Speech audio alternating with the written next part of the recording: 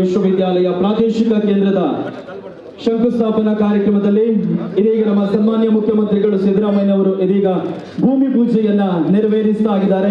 ಅಚ್ಚುಮೆಚ್ಚಿನ ಮುಖ್ಯಮಂತ್ರಿಗಳಿಗೆ ಮತ್ತೊಮ್ಮೆ ನಾವು ಪ್ರೀತಿಯ ಸ್ವಾಗತವನ್ನು ಬಯಸ್ತಾ ಇದ್ದೇವೆ. Well, it's an honor to have amongst us the Honorable Chief Minister of Karnataka. ಪಂಚ ಗ್ಯಾರಂಟಿ ಯೋಜನೆಗಳನ್ನ ನೀಡಿ ನುಡಿದಂತೆ ನಡೆದ ಮುಖ್ಯಮಂತ್ರಿಗಳು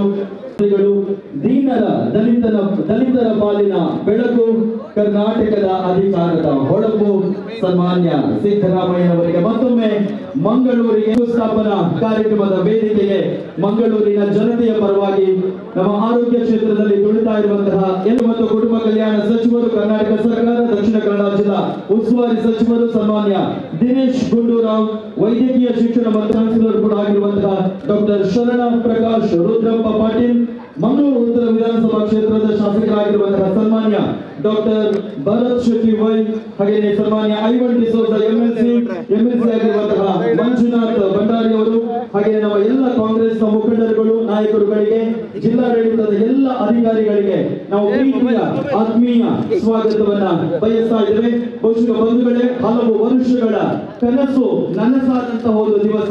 ಯಾಕಂತ ಕೇಳಿದ್ರೆ ಇಡೀ ಭಾರತದಲ್ಲಿ ಇದೇ ಮೊದಲು ಎನ್ನುವ ಹಾಗೆ ರಾಜೀವ್ ಗಾಂಧಿ ಆರೋಗ್ಯ ವಿಜ್ಞಾನಗಳ ವಿಶ್ವವಿದ್ಯಾಲಯದ ಪ್ರಾದೇಶಿಕ ಕೇಂದ್ರದ ಶಂಕುಸ್ಥಾಪನೆ ನಮ್ಮ ರಾಜೀವ್ ಗಾಂಧಿ ಆರೋಗ್ಯ ವಿಜ್ಞಾನ ವಿಶ್ವವಿದ್ಯಾಲಯದ ಒಂದು ಪ್ರಾದೇಶಿಕ ಕೇಂದ್ರದ ಶಂಕುಸ್ಥಾಪನೆ ಹಲವು ನಾಯಕರು ಡಾಕ್ಟರ್ ಆನಂದ್ಗೆ, ಹಾಗೆಯೇ ಪ್ರಮುಖವಾಗಿ ನಮ್ಮ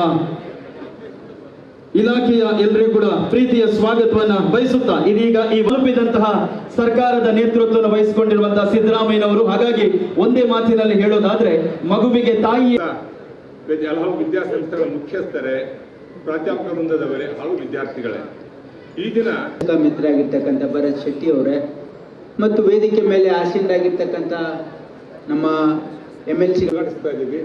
ನಮ್ಮೆಲ್ಲರ ಆಶೆಯಂತೆ ಶ್ರೀ ಮುಖ್ಯಮಂತ್ರಿಯವರು ಈ ಸಮಾರಂಭಕ್ಕೆ ಆಗಮಿಸಿದ್ದಾರೆ. ಕೇಂದ್ರ ಬಿಂದುಗಳು ಮತ್ತು ರಾಜೀವ್ ಗಾಂಧಿ ಆರೋಗ್ಯ, ಇವತ್ತು ರಾಜೀವ್ ಗಾಂಧಿ ಆರೋಗ್ಯ ವಿಜ್ಞಾನಗಳ ವಿಶ್ವವಿದ್ಯಾಲಯ ಮಂಗಳೂರಲ್ಲಿ ಕೇವಲ ಇವತ್ತು ಏನು ಅಡಿಗಲ್ ಸಮಾರಂಭವನ್ನು ಹಮ್ಮಿಕೊಂಡಿದ್ದೀವಿ. ಈ ರೀಜನಲ್ ಸೆಂಟರಿನ ಅಡಿಗಲನ್ನು ಅಂತಕ್ಕಂಥ ಉದ್ದೇಶ, ಇವತ್ತು ನಮ್ಮ ವಿದ್ಯಾರ್ಥಿನಿಯರು ಬೆಂಗಳೂರಿಗೆ ಎರಡು ಬಾರಿ ಅವರು ಮಂಗಳೂರಿಗೆ ಆಗಮಿಸಿದ್ದಾರೆ. ಹಾಗಾಗಿ ನಿಮ್ಮ ಪ್ರೀತಿಗೆ ನಾವೆಲ್ಲರೂ ಕೂಡ ಚಿರಋಣಿ. ನಮ್ಮ ಡಾಕ್ಟರ್ MK ರಮೇಶ್ ಅವರು, ಮೊಹಮ್ಮದ್